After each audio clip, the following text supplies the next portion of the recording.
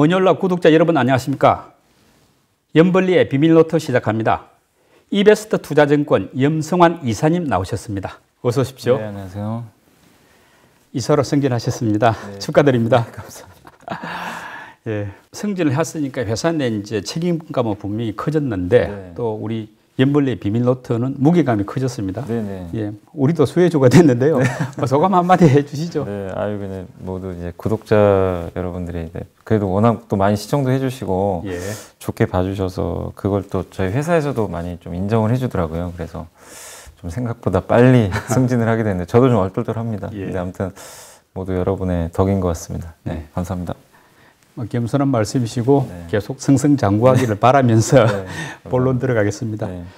이번 주 시장 보면은 그 초반 월화는 좋았지 않습니까? 네네. 3,300선도 뚫고 그러다가 정강후약 모양인데 수목금 계속 빠졌거든요. 네. 한번 총평을 하고 시작해 보시죠. 그러니까 이번 주 사실 이제 뭐 굉장히 좀 증시가 많이 좀 흔들렸죠. 사실 네. 이제 특히 그 코스피 코스닥, 특히 코스닥은 20년 만에 최고치를 한번 뚫었다가 갑자기 이제 주 후반에 급락이 나오면서 좀 아쉽게 좀 됐는데 일단 금주는 누가 뭐래도 뭐 델타 변이 바이러스가 시장을 그냥 장악했다고 보시는 게 좋을 것 같아요.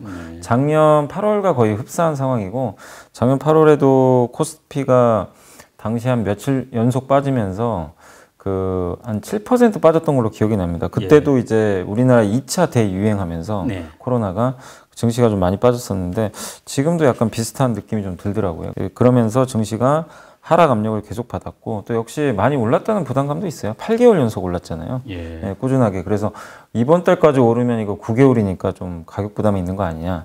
이런 좀 우려감도 있었고 거기다가 제일 컸던 게 환율 같아요. 예. 원달러 환율이 좀 급등하면서 올해 들어서 가장 많이 올랐거든요. 그래서 네. 환율 급등에 따른 어떤 이제 외국인들의 좀 매도 부담도 좀 컸던 것 같습니다. 그리고 그 금리가 좀 꺾이고 있는데 사실 예전만 해도 금리 꺾이면 호재라고 했는데 예.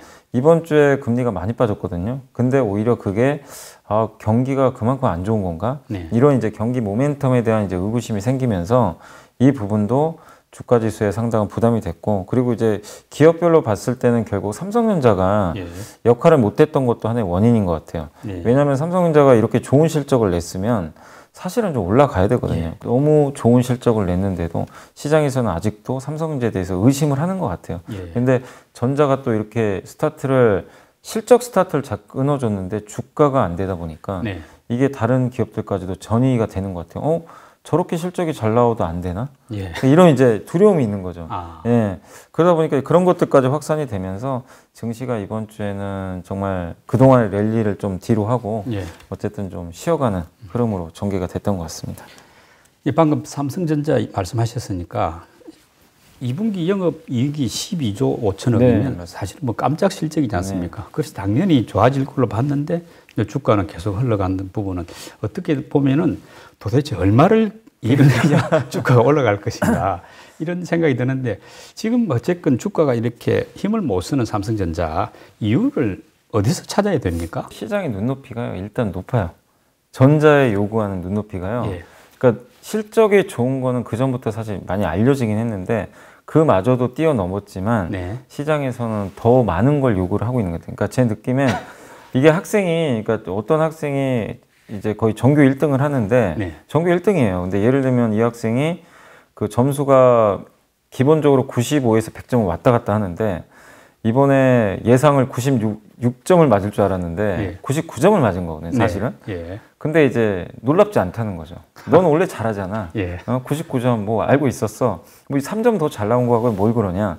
그러니까 시장 반응이 뜨뜻미지근해. 네.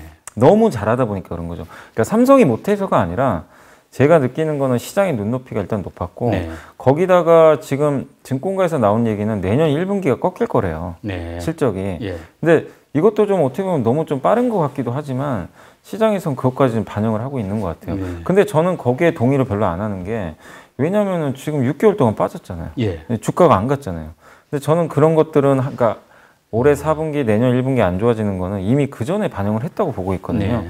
근데 최근에 나온 또 보고서 읽어보면은 그런 것들도 여전히 좀 부담스러워 하는 것 같아요. 네. 어차피 꺾이니까. 예. 그러니까 결국엔 뭐냐면 시장은 다른 걸 원하는 것 같아요. 예. 제가 봤을 때는 아까 성적표 말씀드린 대로 성적이 아니라 야, 실적 좋은 건 이제 앞으로도 좋을 거잖아. 네. 이거보다는 새로운 거. 저번에 말씀드린 대로 결국 두 가지 그 M&A, M&A. M&A를 해달라. 예. 왜냐하면 이번 1분기 실적 발표 저번에 했을 때 그때 그 4월 달에 아마 발표했을 거예요. 그때 실적 4월 말에 IR에서 이제 분명히 언급한 게 우리 돈 많기 때문에 그 M&A 추진하겠다 적극적으로. 근데 그 후로 어떤 얘기도 없어요 지금. 액션이 없었죠. 예, 액션이 없으니까 사람들이 의구심 갖는 거죠. 네. 진짜 하려나?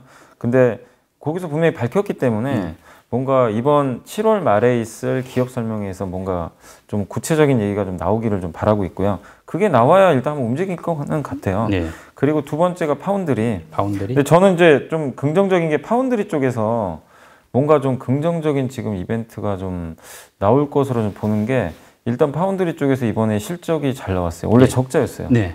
근데 2분기에 3천억 흑자로 전환됐고 그 다음에 GAA라고 해서 그 파운드리 만드는 방식이 되게 많대요. 현재 방식이 핀팻 방식이래요. 네. 그게 TSMC가 하는 방식이고 삼성전자가 지금 개발하고 있는데 이게 개발이 성공하면 되게 좋은 게요. 이 GAA 방식은 기존보다 반도체 크기가 줄어든 데다가 전력 소모도 한 30% 감소하고. 지난주에 설명하셨던 내용이 그런 거예요. 그러니까 그런 것처럼 그 기술이 개발되면 TSMC 뺏어올 수 있잖아요. 그래서 이거는 모든 애널리스트들이 대부분 좀 공통적으로 보고 있는 것 같더라고요. 제가 보고서 읽어보니까.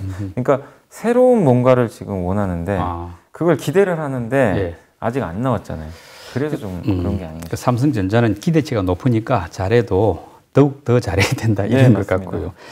그러면 LG전자도 2분기 실적이 아주 좋았고 그랬는데 이제 주가는 내렸지 않습니까? 이걸 보면은 지금 시장에서는 실적이 좋으면 더 좋아질 것이라는 이런 어떤 상식 이상의 뭔가를 요구하는 것 같은데 결국은 저는 생각할 때 아까 코로나 바이러스 확산 이런 식으로 약간 경기 회복 이후에 경기 회복에 대한 의구심이 좀 확산되어 있는 거 아닌가 이런 생각도 들거든요. 맞아요. 그러니까 지금 빠지는 가장 큰 이유 중에 하나는 저는 그것 때문에 경기 회복에 대한 기대감이 높았다가 이거 이제 경기 회복 힘들어지는 거 아닌가? 다시 의구심이 생기는 거죠.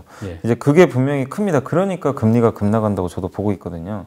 근데 경기 회복, 모멘텀 둔화는 모두 다 지금 인정은 하고 있어요. 어느 정도. 그래서 이제 그거를 반영하면 주가가 좀 약간 흔들리고는 있지만 경제가 뭐 침체로 가고 완전히 꺾이고 이런 거랑은 차원이 다른 얘기거든요.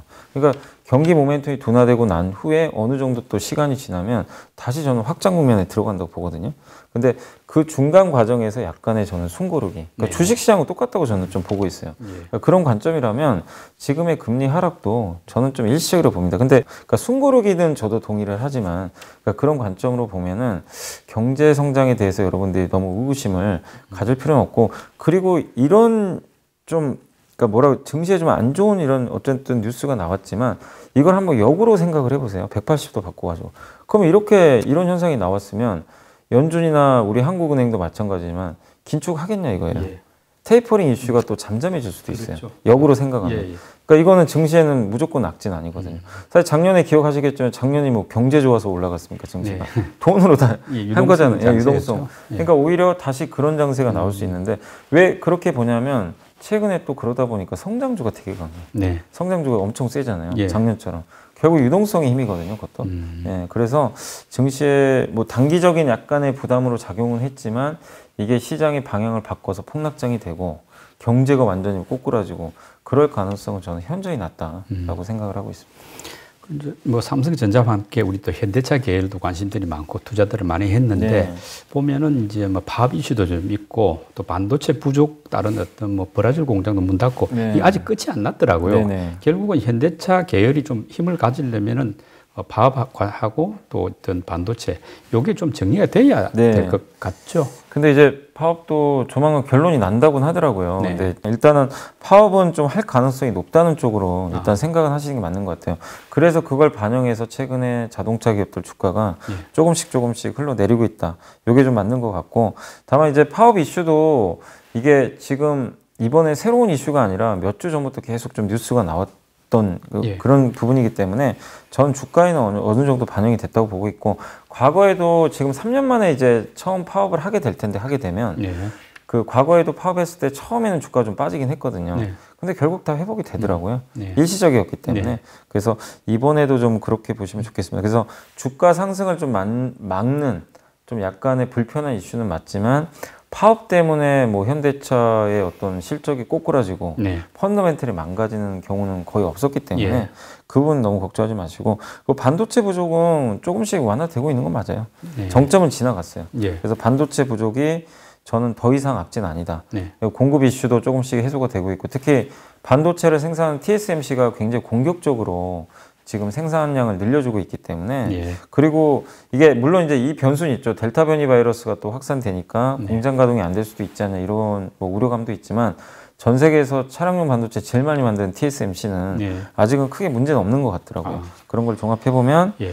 반도체 부족 이슈도 과거에 이미 저는 선반영이 됐다.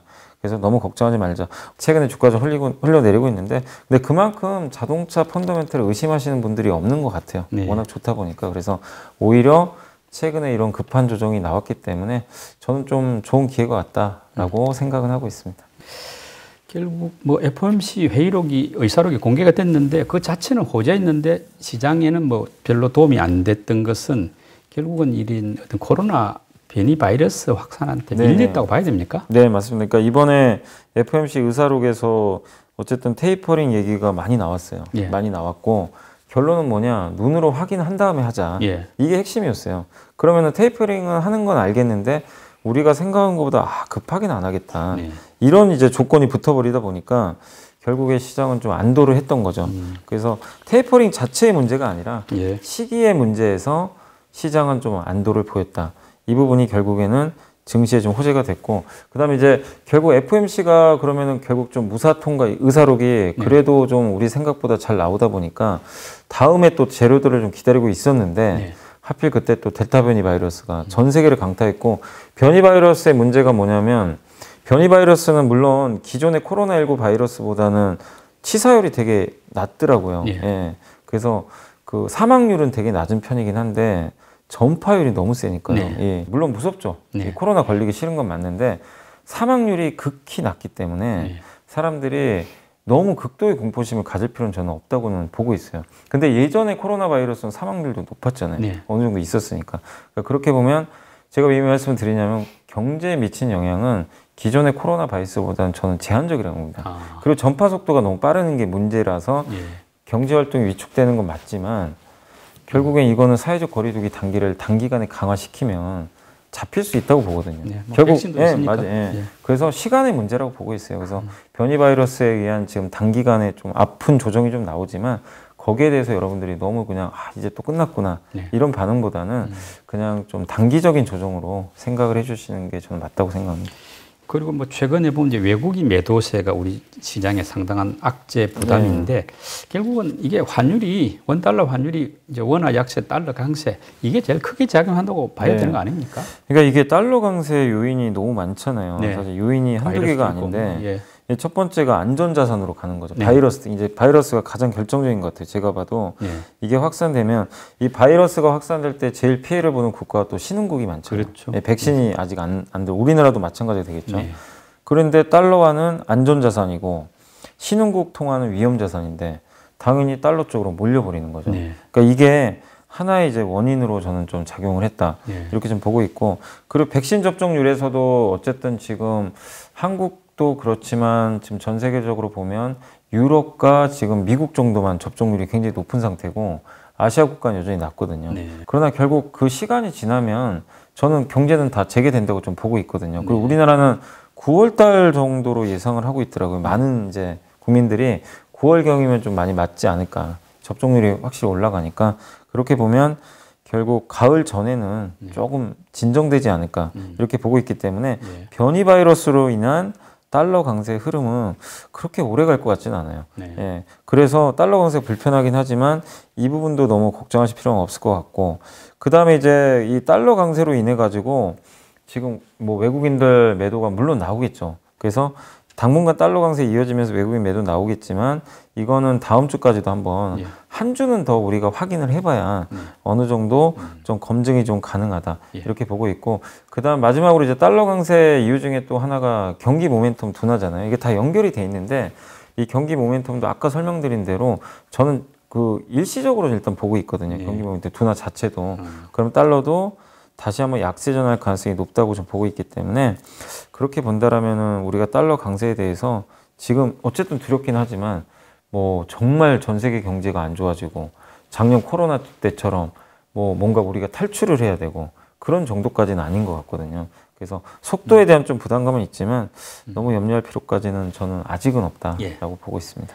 뭐 외국인들이 많이 팔기는 뭐 삼성전자 같은 전기전자를 팔았다고 하는데 그 와중에서도 또 뭐 산 종목도 있을 거 아닙니까? 주로 어떤 종목이었습니까? 이번 주에 좀 많이 매수한 기업들은 일단 LG화학을 많이 샀고요. LG화학을 1,834억 정도 들어왔고 그 다음에 카카오를 많이 샀습니다. 1,129억. 그 다음에 요새 SKI 테크놀로지가 정말 많이 올랐거든요. 강하더라고요. 예, 그래서 1,016억 정도 매수가 일단 들어왔고 그 다음에 포스코 케미칼을 773억, 2차 전지를 많이 산 것 같아요. 그리고 삼성 SDI를 722억 정도 샀고 SK 이노베이션도 684억. 그 다음 많이 빠져있는 그 NC소프트를 367억 정도 일단 매수가 들어왔습니다. 그리고 첨보를 337억 정도 매수를 했고요. 그 다음에 카카오 게임즈를 315억, 그 다음에 하나 에어로스페이스를 306억 정도 샀는데 외국인들의 매수 특징을 보면은 요거 보시면서 아마 많이 느끼셨을 거예요. 성장주네. 예. BBIG를 샀어요. BBIG. 예. 그죠? 딱 떠오르시죠? BBIG가 여기 거의 들어가 있습니다. 그러니까 지금 보면 LG화학부터 이 10개 중에요. 이 10개 중에 6개가 2차 전지. SKIT까지. 그리고 게임주가 2개 들어가 있고 거기에 인터넷 카카오도 들어가 있고 하나 에어로스페이스만 좀 다르지만 근데 에어로스페이스도 우주항공이잖아요. 성장주죠. 그래서 한마디로 그냥 외국인은 성장주에 그냥 거의 집중적으로 매수했다는 게 참 여기서 보여지는 것 같습니다. 그리고 기관들도 뭐 매도가 많더라고요. 뭐 기관들이 그런 와중에 또 매수한 종목들, 많이 매수한 종목들도 한번 살펴보시죠. 네, 일단 기관들이 제일 많이 산 건 정말 오랜만에 급등했던 그 삼성전기. 1,033억 들어왔고요. 네이버를 793억 샀고 그다음에 헬스케어 관련주죠. 삼성바이오로직스를 544억 정도 들어왔고요. 그다음에 SKI 테크놀로지를 468억 정도 매수를 했습니다. 그리고 테스나 이제 반도체 후공정 하는 회사에 검사 하는 회사인데 이 회사를 400억, 삼성 SDI를 376억 정도 샀고요.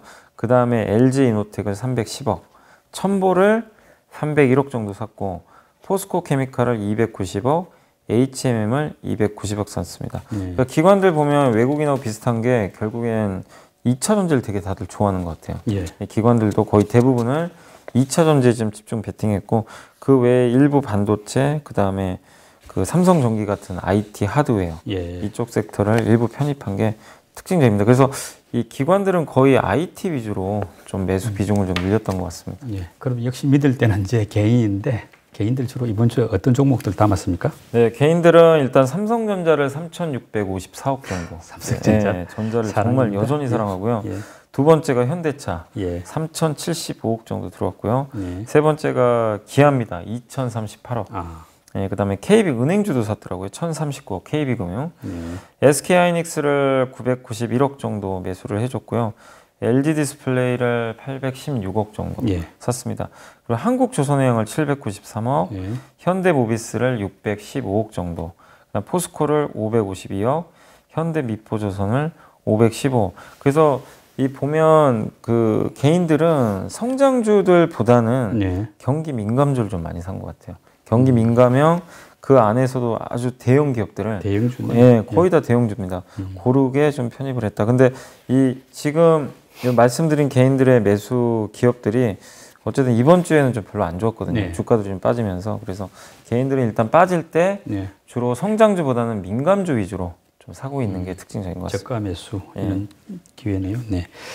그리고 이번 주에 많이 오른 업종도 한번 정리해 보시죠. 네, 이번 주에 좀 많이 오른 업종은 역시 그 예상은 하셨을 것 같아요. 코로나19 진단키트. 진단키트. 진단키트. 이번 주에 오른 건 다 그쪽 관련주예요. 진단키트가 7.9%. 그 다음에 이제 사회적 거리두기가 강화됐기 때문에 재택근무 많이 들어가거든요. 그래서 재택근무 관련주가 5.5%. 골판지 회사도 역시 택배 수요 때문에 4%. 그리고 이제 비대면 하잖아요. 그래서 우리가 매장을 가도 접촉하기가 좀 부담스러우니까 키오스크 같은 네. 예, 무인화 있잖아요. 네. 예, 무인 주문기기. 그렇죠. 이쪽 관련주가 식당 같은데. 예, 맞아요. 3.6% 올랐고 그다음 언택트 대표주죠. 네이버 카카오를 대변하는 인터넷 관련주가 3.3%. 그리고 수업도 이제 온라인으로 교육받을 수 있으니까 온라인 교육이 2.7%. 그다음에 그 성장주 중에서 그래도 좋았던 게 2차 전지. 2차 전지가 2.2%. 그리고 면역력 강화에 도움이 되는 게 역시 건강기능식품인데 코로나19 때문에 또 수요가 늘 가능성이 있다라는 얘기들 때문에 이번 주에 많이 오른 건 아닌데요. 0.6% 올랐고 그 다음에 웹툰 관련주가 0.4% 예, 올랐고 마지막으로 이제 증강현실이라고 그 메타버스 있잖아요. 메타버스 관련해가지고 AR, VR 뭐 이런 쪽인데 이번엔 증강현실 AR 관련주가 0.3% 정도 올랐습니다. 그래서 사실 많은 업종들이 거의 다 빠졌는데 이들 업종이 거의 유일하게 언택트 주네요. 거의 언택트 위주로 상승을 한 것 같습니다. 그리고 이제 이번에는 임 이사님이 직접 엄선한 이번 주에 보고서 듣는 순서인데요. 어떤 내용입니까? 네, 이번 주에 이제 저희 당사에서 나온 보고서인데요. 저희 이제 리서치 센터에서 나오는 그 이승용 애널리스트가 쓴 이제 지주회사 보고서예요. 지주회사 보고서 참 오랜만에 나왔는데 제목이 뭐냐면 한마디로 이 제목을 보는 순간 그냥 사야 될 것 같은 지금은 주워 담을 때 그렇게 좀 나와 있습니다.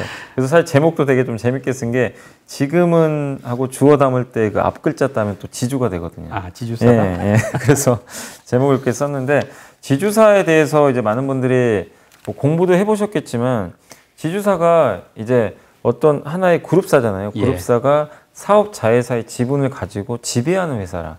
그래서 지주회사로 좀 불리고 있는데 한국에서는 아시겠지만 지주회사가 할인을 많이 받습니다.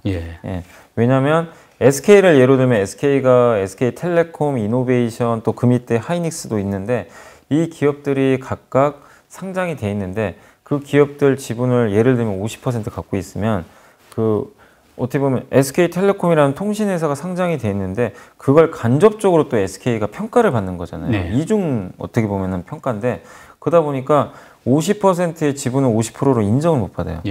그 중에 30% 할인을 해요. 그럼 50% 중에 30% 할인하면 예를 들면 35%만 인정을 받는 거예요. 그래서 지주사는 항상 할인이 들어가거든요. 그래서 그런 단점 때문에 그러니까 이 보고서 내용 중에 뭐가 있었냐면 동학개미 운동이 작년부터 펼쳐졌잖아요. 개인들이 절대 매수 주체잖아요. 그럼 작년에 개인이 60조, 올해 55조 샀는데 그 115조라는 자금 중에서 개인들은 선호하는 게 명확하대요. 지주사를 잘 안 산대요. 왜냐하면 개인 투자를 봤을 때 기주사 답답한 것도 있지만 굳이 내가 SK를 살 거면 뭐 SK 이노베이션 사고 SK텔레콤을 사고 하이닉스를 사고 말지 뭐 굳이 간접 지배하는 그런 거 사냐. 이런 인식이 되게 강한가 봐요. 개인 투자분들이. 그래서 외국인 기관은 거의 주식을 안 사고 개인이 사는 이런 장세다 보니까 지주회사가 수급적으로 되게 불리했다는 거죠. 그래서 이런 것들 때문에 수급도 좀 꼬이면서 주가가 철저하게 좀 눌려 있었고 그리고 이 자회사 평가하기가 되게 어렵거든요. 도대체 이거 몇 조 가치냐. 그러니까요. 그런 거에 따른 또 할인이 또 들어가는 거거든요. 그래서 지주회사들이 또 평가를 또 박하게 좀 받은 것도 하나의 원인이었던 것 같습니다. 근데 이제 지주사를 볼 때 그래서 이제 그런 것들은 우리 알겠지만 그래서 할인 받은 건 사실 아니냐. 그러니까 이제 나쁘게 볼 필요 없다. 극도로 이제 저평가돼 있으니까 세 가지로 말씀드릴게요. 첫 번째가 일단 너무 싸요. 근본적으로 일단 너무 가치 대비해서 그러니까 자회사 통틀어서 이게 그 지분 가치를 매기는데 그 할인율 지금 계산해 보니까 어떤 기업은 60%가 넘어가기도 한대요. 너무 극도로 싸게 거래되는 거죠. 그래서 과도한 지금 저평가를 받는 게 하나의 좀 원인인 것 같고 이게 해소된다고 보고 있는 것 같아요. 그래서 지주사를 지금 저가 매수를 한번 할 필요는 있다. 이렇게 좀 보고 있는 것 같고 두 번째가 뭐냐면 비상장 자회사들이 있잖아요. 지주사 보면 상장 자회사 말고. 근데 비상장 자회사들이 언제든지 상장할 수 있다는 거죠. 그러니까 비단 예를 들면 SK 같은 경우는 하반기에 SK 리츠가 상장 예정돼 있고요. 그다음 내년에는 또 SK 팜테코라고 CMO 하는 회사가 있어요. 그 제약바이오 위탁 생산. 이 회사는 이제 M&A를 통해서 만들어진 기업인데 세계적인 기업들을 많이 인수를 해놨어요. 근데 내년에 상장을 하면 직접 가치 평가를 좀 받을 수가 있겠죠. 그 반도체 웨이퍼 만드는 이 동그란 판 있죠. 세계 1등 기업 중에 SK 실트론이 있습니다. SK가 지분 갖고 있고 언젠가 상장 2023년으로 알고 있어요. 그리고 SK건설도 갖고 있습니다. 네. 요새 건설도 좋지만 SK건설이 다른 건설사랑 좀 다른 게 그 폐기물 회사를 좀 많이 인수를 했더라고요. 그럼 거기에 따른 가치 평가가 다시 이루어질 수가 있는 거거든요. 네. 그래서 이런 SK를 예로 들었지만 비상장 자회사들이 어느 시점에서는 가치 발현을 할 수 있다. 그러면은 지주사 가치가 당연히 올라갈 수 올라간다. 있고 예. 마지막으로 지주사에 되게 유리한 환경으로 가고 있는 것 중에 하나가 ESG래요. 아, 그러니까 ESG가 이제 환경, 사회적 책임, 그다음에 거버넌스, 지배구조인데 네. 여기에 대해서 일반 각각의 개별 기업들 같은 경우는 그러니까 뭐 예를 들면 SK 이노베이션 아니면 LG전자, LG화학이 직접 나서서 ESG를 이걸 모토로 내밀어 가지고 활동하기가 쉽지는 않다는 거죠. 네. 각각의 사업이 있으니까. 예. 근데 지주사는 각각의 사업을 할 필요는 없거든요. 네. 어쨌든 이제 지분 가치를 받으면 되는 거니까. 그래서 상징성이 있어요. 아, 우리 SK그룹, 우리 LG그룹, 우리 하나그룹은 이렇게 ESG에 열심히 합니다. 예. 이걸 나타낼 수 있는 거는 그 그룹사가 주도를 하면 되는 네. 거거든요. 총괄해가지고. 근데 ESG 점수가 높으면 국민연금이 투자를 많이 해줘요. 예. 그죠? 근데 그런 활동들이 결국에 점수화가 돼서 높은 점수를 받게 되면 기관 투자자의 또 러브콜을 받을 수도 있다는 네. 거죠. 그러니까 그런 면에서 사업회사보다는 이게 매력적이라는 겁니다. 예. 이 ESG만 봤을 때. 그래서 이 세 가지 원인으로 지금 좀 철저하게 저평가 받고 있는 지주사를 한번 관심 가져보자라는 그런 보고서니까 참고하시면 되겠습니다. 네, 지금부터는 이번 주 증시 살펴보겠습니다. 주요 일정들부터 한번 챙겨보시죠. 그러니까 이번 주는 일정이 그 주로